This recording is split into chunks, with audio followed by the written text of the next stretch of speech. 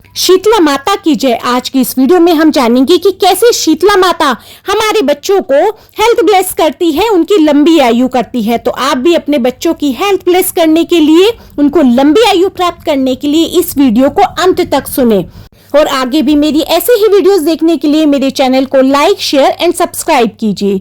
तो बोलो शीतला माता की जय। पौराणिक कथाओं के अनुसार एक राजा के इकलौते पुत्र को एक बार शीतला यानी चेचक निकली थी। उसी राज्य में एक काछी पुत्र को भी चेचक निकली हुई थी। जो काछी परिवार था वह बेहद गरीब था, पर भगवती का उपासक था। वह बीमारी के दौरान भी पूजा पाठ के नियमों को अच्छे से निभाता रहा। उसके घर में साफ सफाई का विशेष ध्यान रखा जाता था। विधिवत रूप से भगवती की पूजा भी की जाती थी। उस घर में नमक खाने पर पाबंदी थी। यहाँ तक कि सब्जी में छोका भी नहीं लगाया जाता था और ना ही ज्यादा भुनी तली चीजें खाते थे। काछी परिवार स्वयं भी गर्म वस्तु का सेवन नहीं करता था और ना ही शीतला वाले लड़के को गर्म वस्तु का सेवन करने देता था। इस तरह नियमों के पालन से उसका पुत्र बहुत जल्दी ही ठीक हो गया। वहीं उधर राजा ने भगवती के मंडप में शतचंडी का पाठ शुरू करवा दिया। रोज हवन और बलिदान होते थे। राजपुरोहित भी भगवती के पूजन में निमग्न रहते थे। राजकुमार के शीतला होने के बावजूद राजमहल में रोज कढ़ाई चढ़ती थी। तरह तरह के गरम स्वादिष्ट पकवान बनते थे। सब्जी के अलावा कई तरह के मांस भी पकते थे, जिसके कारण उन लजीज पकवानों की सुगंध से राजकुमार का मन बहक जाता और वह भोजन के लिए जिद करता था। इकलौता राजपुत्र होने के कारण उसकी हर जिद पूरी की जाती थी।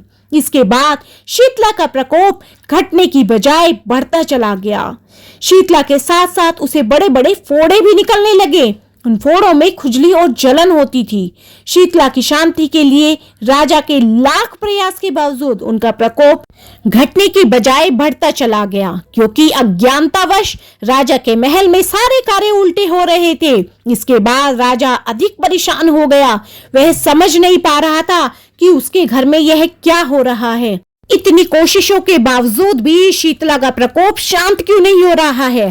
फिर एक दिन राजा के गुप्तचरों ने बताया कि काछी पुत्र को भी शीतला निकली थी, लेकिन वह अब बिल्कुल ठीक हो गया है। यह जानकर राजा को हैरानी हुई कि मैं शीतला की इतनी सेवा कर रहा हूँ, पूजा अनुष्ठान कर रहा हूँ, कोई कमी नहीं छोड़ रहा, तब भी शीतला माता शांत क्यों नहीं हो रही, जबकि काछी पुत्र तो बिना सेवा और पूजा के ही ठीक हो गया।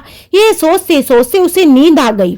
तभी श्वेत वस्त्र धारणी शीतला माता ने राजा के स्वप्न में दर्शन देकर कहा कि हे राजन, मैं तुम्हारी सेवा से प्रसन्न हूँ, इसलिए तुम्हारा पुत्र अभी तक जीवित है। इसके ठीक न होने का कारण यह है कि तुमने शीतला के समय पालन करने वाले नियमों का उल्लंघन किया है। तुम्हें इस हालत में नमक पर पाबंदी लगानी चाहिए थी। नमक से रोगी के फोड़ों में खुजली बढ़ जाती है। बिना छोके वाली सब्जियों का सेवन करना चाहिए था, क्योंकि छोक की गंध से रोगी का मन ललचाता है। इसके अलावा रोगी को किसी के आसपास जाना भी नहीं चाहिए, इससे रोगों का संक्रमण फैलता है। अतः इन नियमों का पालन करोगे तो तुम्हारा पुत्र अवश्य ही ठीक हो जाएगा। विधि समझाकर माता रानी अंतर्ध्यान हो गई। सुबह उठते ही राजा ने देवी की आज्ञा अनुसार सभी नियमों का पालन करना शुरू कर दिया। इससे राजकुमार की सेहत में भी सुधार नजर आया और वह अंततः ठीक हो गया। शीतला माता की पूजा के अलावा इस दिन भगवान श्री कृष्ण और माता देवकी का विधिवत रूप से पूजन करके मध्याह्न काल में सात्विक चीजों के भोग लगाने की मान्यता है। इस तरह पूजन और कथा वाचन से पुण्य की प्राप्ति और कष्टों का निवारण होता है।